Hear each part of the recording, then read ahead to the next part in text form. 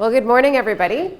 My name is Shannon. I'm an associate with Incrementa Consulting, and the consulting that I do is always focused on people. So finding a way to make that resonate with people is a big challenge because it's obscure. And as Carly pointed out, when we talk about things like this that are obscure, people kind of put it into that fluffy category. So as I was getting ready for today, I had this experience that really captured the essence of this. I ran into an acquaintance, hadn't seen him in a while, and that typical banter that you have with somebody, hey, how's it going? What's going on? What are you working on? And I said, I'm doing this presentation I brought up today, and I was saying, I'm really looking forward to presenting on something I'm very passionate about, corporate culture. And he went, oh, huh. So what, you're gonna sit in a circle, hold hands, and sing Kumbaya? And of course, inside, I was just like, oh, I was quite deflated. But I said, thank you for your perspective. But no, it's not summer camp, and we're grown up, so we don't do that. But I come across these examples constantly. And I have people say things like, oh, corporate culture, we want to do that. And I, of course, say, what do you want to do? And they say, oh, like a birthday card program where you get a birthday card on the person's actual birthday, signed by the president. Wouldn't that be great? Or how about the MVP award where a person gets recognition once a year at the company picnic? And I always say it's great, fantastic. By all means, do these things. But that is not the work of corporate culture. These are the things that we do to support a culture. But what I'd like to talk to you about today and what I really want you to leave with are some ideas and some perspectives around the ideas of corporate culture, what to work on to really create that aligned team and to create the engagement that we're all looking for. So speaking of engagement, do you know how important engagement is and how it's quantified? An engaged team is 20 to 28% more productive than a disengaged team. And when we look at the top quartile of an engaged team, we look at people that are 3 times more likely to succeed in their role. And what that success looks like and translates to is very important to business owners because it translates to 18% more productive, which leads to potentially 12% more profitability. So when you start talking about the numbers with business owners, they kind of sit up, and like Carly explained it, it's not so fluffy at that point. It's actual important work that has to be done. So when I work with businesses, I have to get into the question, what is culture? It's not about what I think it is. I try to get them to tell me what they think it is. And then they kind of go, well, yeah, I think people are happy. You know, they work here, they're happy, it's good. So I say, well, what do you base that on? And there's usually a big disconnect once again. So I bring up the topic of corporate values. Tell me about your values. And they do, they believe they do. But really what I want to get them down to is to understand that those values is really what helps people understand what's expected of them. And when people understand what's expected of them, they understand that there's a way of being when they work in your organization. And when they know what that way of being is and the behavior that comes with that, this is the magic, the F-bomb. Everybody gets really uncomfortable with this next one. It's about how they feel. How people feel in business, and that's not something that a lot of people really want to dig into too far.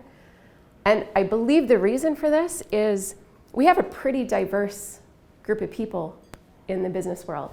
So we have people that are traditionalists, like when I entered the workforce, not that long ago, but a while ago. And I was told, you do not share your feelings at work, you go to work to work. You go to work, you do your job, you say thank you, you take your paycheck, and you go back the next day and you make sure you have a smile on your face. And you're grateful. That's what you do. You go to work to work.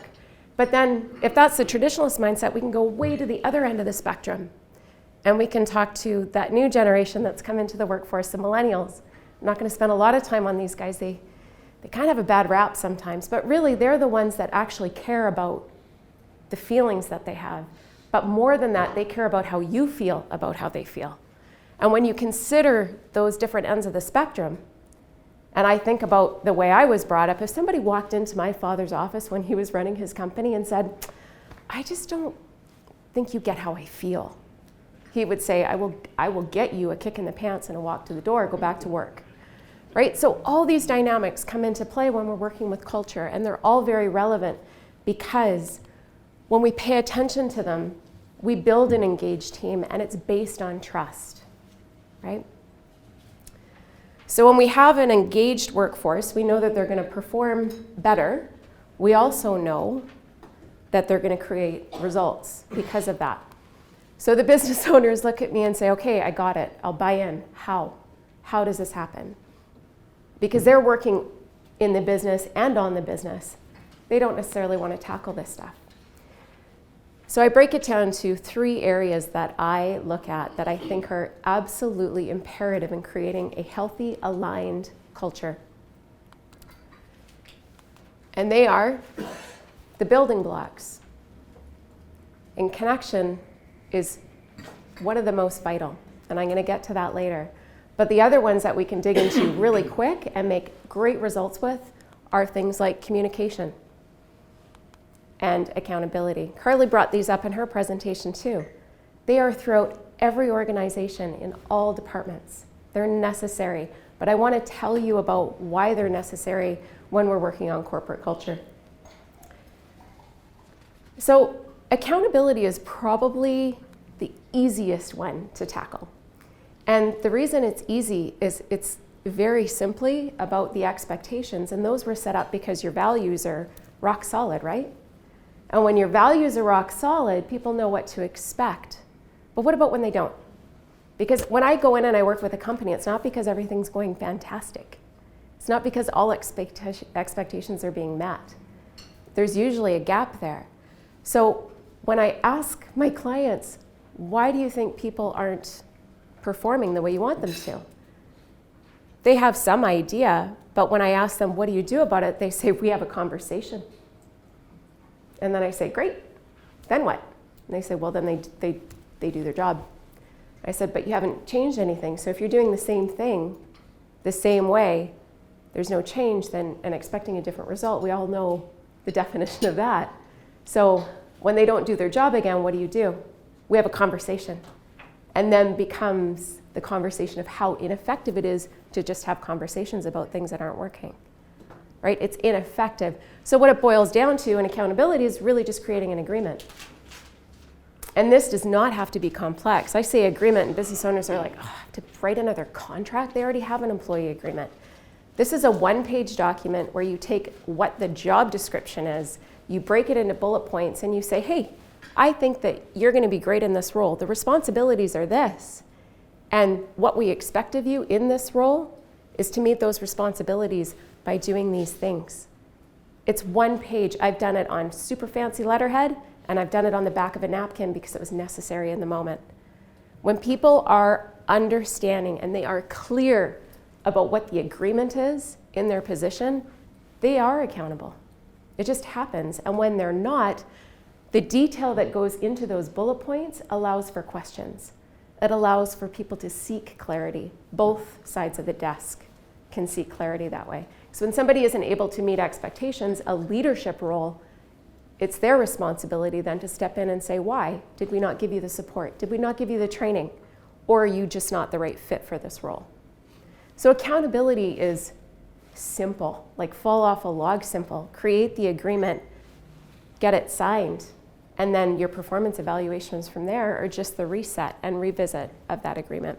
Make sense? Yeah? Great. So if accountability is easy and it's based on the clarity, how do we get the clarity? The clarity comes from the part that's not so simple. Not so simple at all. Communication is a part of business that creates a lot of breakdowns. And the reason I believe it creates breakdowns is because so much information is coming at us. Here's a fun fact. Did you know that our attention span is actually lower than a goldfish? I had no idea. So of course then I went into it because I found the first report that said your attention span as a human being is 9 seconds. Congratulations, a goldfish is 12. So then I dug into it a little bit more, and it turns out in 2013 it dropped again So our attention span is now for 8 seconds. So thank you for your attention so far. So when we have all this information flying at us, and it's constant, it doesn't let up, right? We have a lot of information coming at us all the time. How many people here have had an experience where you had to say to somebody, I'm sorry, I misunderstood what you meant? Or have you said it in the last 24 hours? I misunderstood, I'm sorry. Have you ever looked into what that costs your organization? The idea of a misunderstanding, the actual hard dollars and cents. There was a study done about 12 years ago, and it was a big study. It was between the US and the UK, it was global. And they did research on 400 companies, big organizations, 100,000 employees. The cost assumed to be $37 billion. It's over $60 million per company. So that's kind of big. That rocked me, but I thought we got to make it a little bit more relevant. How many people here work in an organization that has maybe 100 employees or has clients that has 100 employees? It's a little bit more common. You can write a check for $500,000 the next time you hear the phrase misunderstanding. We had a misunderstanding, or I didn't realize that's what you meant. Misunderstandings are at the root of communication breakdown. So in order to be more clear in your communication, we have to understand how it works. And this isn't new information. None of this is new information, right? We've all heard it. But when we actually tackle how communication comes across, we have a better chance at being clear about it. And when we have the clarity, we're getting closer and closer to accountability just being there. And when we have clarity in the communication, we're that much closer to being engaged. The challenge with this is not so much that there's three areas of meaning when a message is delivered. The struggle with it is whether you see a duck or a rabbit. That's the struggle. It's the power of perception. So the perspective that you hold when communication is taking place is very powerful, and it forms the perspective that you hold. How many people see a duck? And then who saw the rabbit first? Oh, okay, I saw the duck first. I'm sure there's some deeper meaning to that, but we won't get into that today. So perception drives perspective. And when we're looking at this and we're in our interaction day to day, it's really hard to stop and evaluate how communication is happening. But I really want to challenge you guys on this, because that's where things can shift for an organization.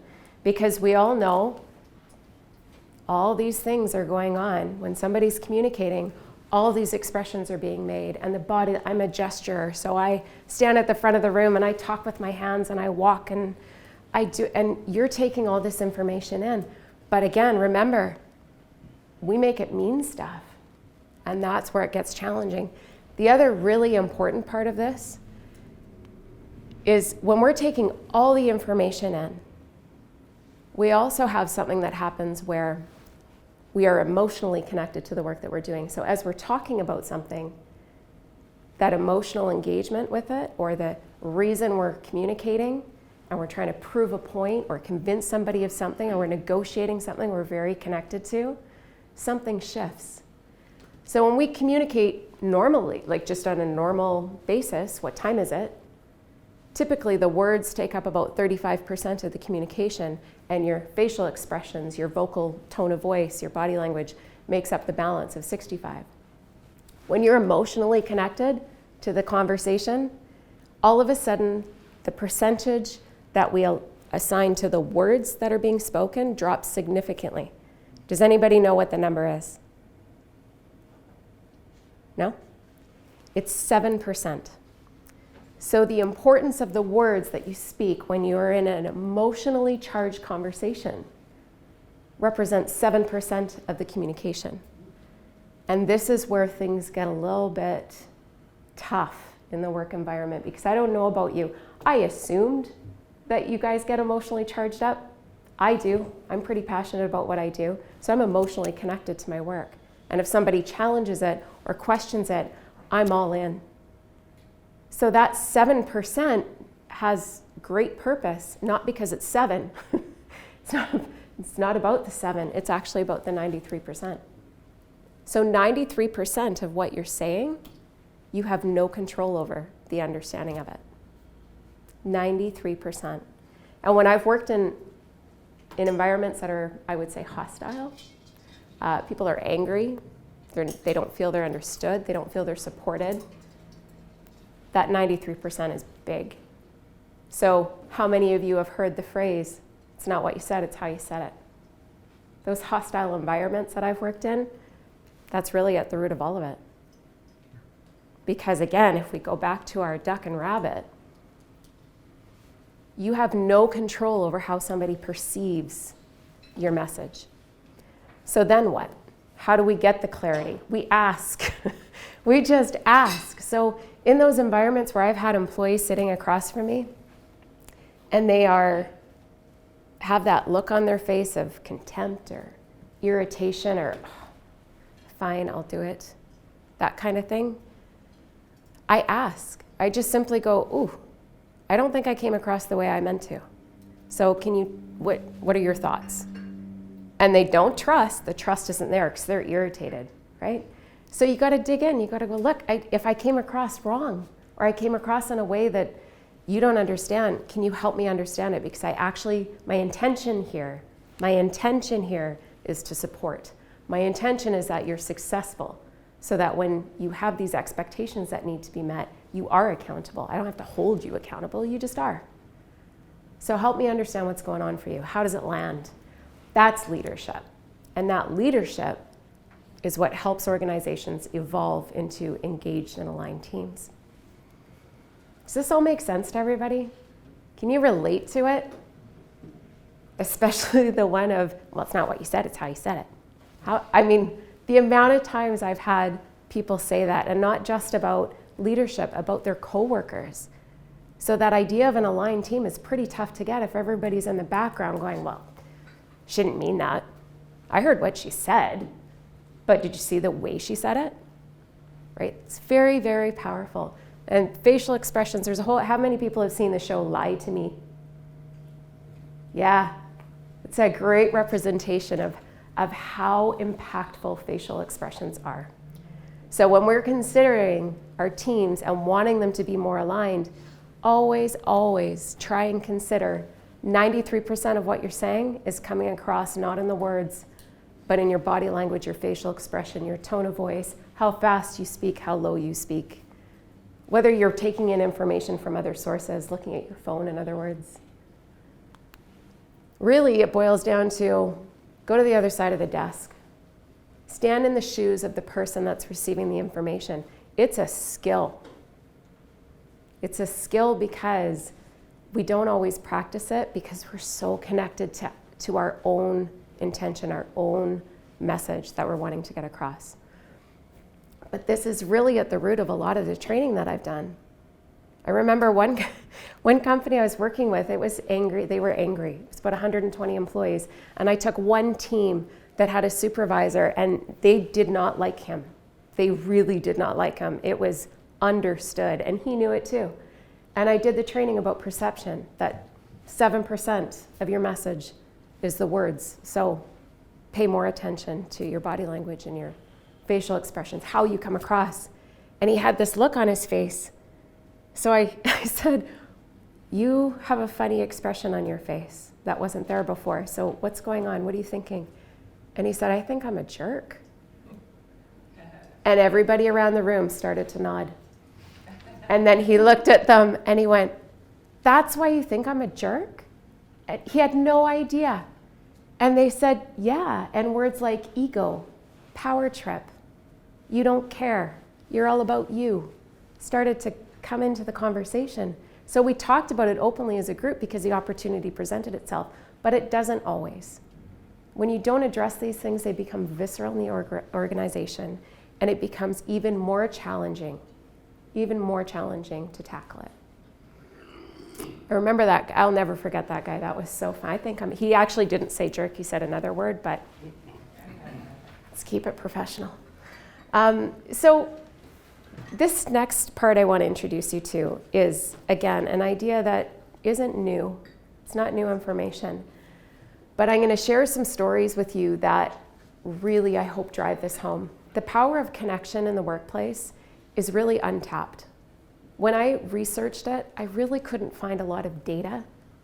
I found a lot of articles.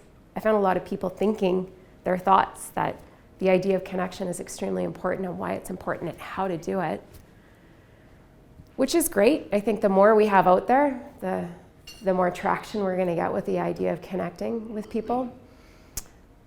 But if we're thinking about walking in the shoes of another person or going over to their side of the desk and experiencing things from their perspective, really, if we're not going to do it authentically, if we're not actually really wanting to understand how things occur for them, it's not going to work. We have to go beyond the title that we have. We can't walk in. I remember having a manager at one point in my career when I was in banking, and she would walk through the entire floor. Good morning, good morning, good morning, good morning, good morning, at every desk, to the point where people stopped responding. That was how she wanted to engage with people. It wasn't authentic. She did it because her title required her to connect with the employees. Well, that's not good morning, right? And really, it has to come from a place of compassion. And that's one of my core values as a person in business that works on culture, is to always come from a place of compassion, because people sometimes are broken and we don't know. And when I say broken, I don't mean they had a bad day. We can all have bad days. I mean broken in the sense of when you meet somebody that has a traumatic event in their life and they have to manage that while managing going to work and interacting. They have to manage that while they're having to be accountable for the role that they have. This lesson was taught to me it was like a few years now, a couple of years ago. Her name was Catherine. She was probably in her late 50s. It was a production environment, again, very hostile. There's a theme with the work that I do. It's usually quite hostile environments. And it was about just over 100 employees. And they were brutal to one another. The first thing I did when I got hired was I put in a code of conduct. I couldn't do anything about accountability or communication. I just needed them to understand that there's a certain way of behaving in this organization that was required, and that if you didn't do that, you would face termination. So we got that in place, and about 6 months later, I think it was a second complaint about Catherine, and she was telling people where to go and how to get there, like harsh, really harsh. And I did I'll hold her accountable. I would like to see Catherine because this isn't acceptable. And she knows better. So have her in my office. And that was done on a walkie-talkie, right? It's a production environment. I'm up in the offices, big disconnect down to the floor. But on that production floor, there's a whole group of people. And when the person that was there to transform their culture gets on the radio and says, please send Catherine up to my office, ooh, everybody stopped because they knew something had been escalated. And it was escalated about the person that was telling people where to go and how to get there. So something was going to happen. Was she going to get fired? Is she going to get disciplined? Is the union here? What's going to happen? Everybody wants to know. Thankfully, I was in my office and I was charged up. I had my speech ready. I was going to give her what for. I was going to tell her, last chance. You get your act together, you honor the code of conduct, or you're going to lose your job. And I was quite justified. I cleared it with the union, I had everything covered, except for this last part. Thankfully, somebody popped into my office and said, she's just never been the same since last year. I said, what happened last year? Oh, her son died. Oh, probably should have known that, being the person that's here to transform a culture. That's a significant piece of information. But I said, okay, well, thank you for letting me know. And I shut my door and thought, oh, crap. I immediately felt I didn't feel right about enforcing accountability when I didn't have clarity of the situation. Not that she shouldn't be held accountable, but the way I was going to go about it, it didn't feel right. So there was a knock on the door, and this was like a very short period of time. So the moment where you start to go, oh, that's not the right course of action, and I really didn't know what the right course of action was. I had to wing it. And there she was in my doorway. I brought her in, and I did my old HR 101, sit with the person, don't oppose them, sit with them. So I brought a chair around, and I'm like, at least I got that part right? So I'm sitting with her, and she is closed. So if you can imagine a woman in a hard hat, steel-toe boots, just angry. But not even angry, she was empty. There was nothing behind her eyes. And she just sat there, didn't even look at me. And I made a decision to ask a question that changed everything. It actually changed me and how I operate. And the question was, what's going on for you right now? And I said it just like that. I didn't lean forward. I didn't change my tone of voice. I just simply said, what's going on? What's going on for you? And she sat up and looked at me and she said, why? And I said, well, because I've had some complaints about how you, and off she went, justify, defensive, it's everybody else, you have no idea, all those things. And I said, but okay, I get it. I'm here to actually work with that stuff, so I know what's going on. But let's talk about you. What's going on in your life? Because I don't know you. And I would think for somebody who's going to lash out the way you have been, when nobody else is lashing out like that, or not that I hear of, there's probably a reason for it. And if there's a reason for it, maybe I can help you. Or maybe I can provide you some support or direction in how to navigate this very volatile environment. And she went on to tell me the story. And the story wasn't just that her son died. That would have been more than enough. But he actually was murdered, and he died alone on the street after being stabbed. So it was a pretty big story and pretty impactful. And I am so grateful that I stopped with my I'm going to hold you accountable routine. Because how do you hold somebody accountable when you yourself, if you're being honest and authentic with yourself, I don't know that I could have handled something like that and gone to work. I really don't know. If I put myself in her shoes, I don't know that I would have been able to show up at work. Or if I did, I don't know that I wouldn't be the one that's lashing out and telling people where to go and how to get there. So in that process, I was able to connect with her on a real level and show some compassion. But by showing compassion, I also had to say, do you understand what it's like to be on my side of the desk where I'm here to actually help with this? I'm here to transform this culture. And if you're down there telling people where to go and how to get there, it makes it pretty difficult to do. And if I don't address this with you, there's over 100 people down there that are going to be walking around doing the same thing. And then it's this ongoing cycle. Can you appreciate that? She said, yeah, I get it. And she kind of smirked. And I said, so let's do something different. For you, for the next 30 days, when you feel like you're going to escalate and you're going to lash out the way you have been, leave. Defense went right up. So I knew I didn't have trust because her next response was, you just want to fire me. You want to fire me for job abandonment. So I'm olive branch just keeps going out there. And I said, no, because that's my job. Sorry, Mike. That's my job, is to make these decisions, and I'm taking responsibility. So by doing that, I let her know I was connecting with her because I was putting my name on the line.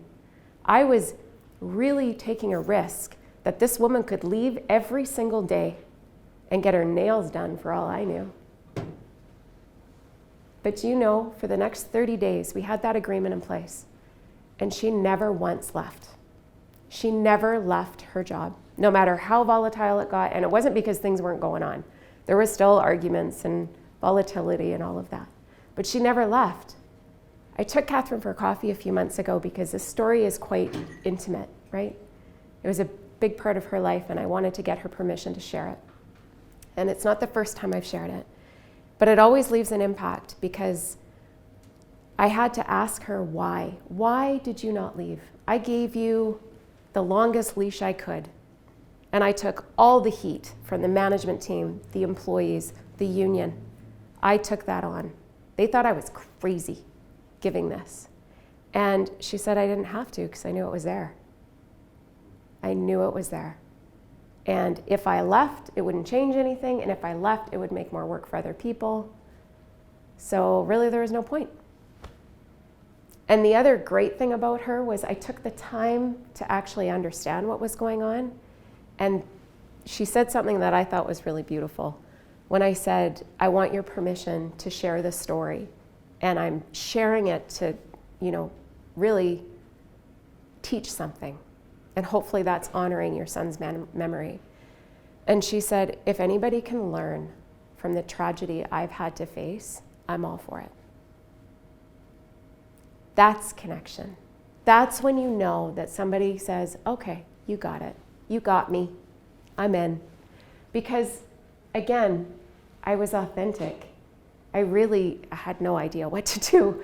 I just did what I thought I would want done for me if I was ever in that position. My title had nothing to do with it. My title gave me the ability to make the decision, but I didn't use my title in making the decision with her. And I was nothing but compassion in that moment.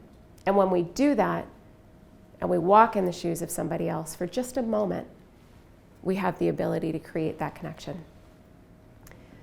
Stephen Covey was with us for a time. He said some really great things. This quote is something that I refer to quite often, and not the whole thing. The part that I really focus on is here, progressive perfection. When we're working with people, we know nobody's perfect. If you reach a moment of perfection, good for you. It's not sustainable, right? But we're always striving for it. We always want to make progress so that we can reach that level of perfection that we're after. But really, it's about the interdependent and interpersonal relationships. When we focus on perfecting those, that's where we create the aligned team, and that's where we get the engagement with the employees. And we know that when we have that engagement, we have the connection, we can get the clarity through our communication. And when we have that, people are accountable. We don't have to make them accountable. They just choose it.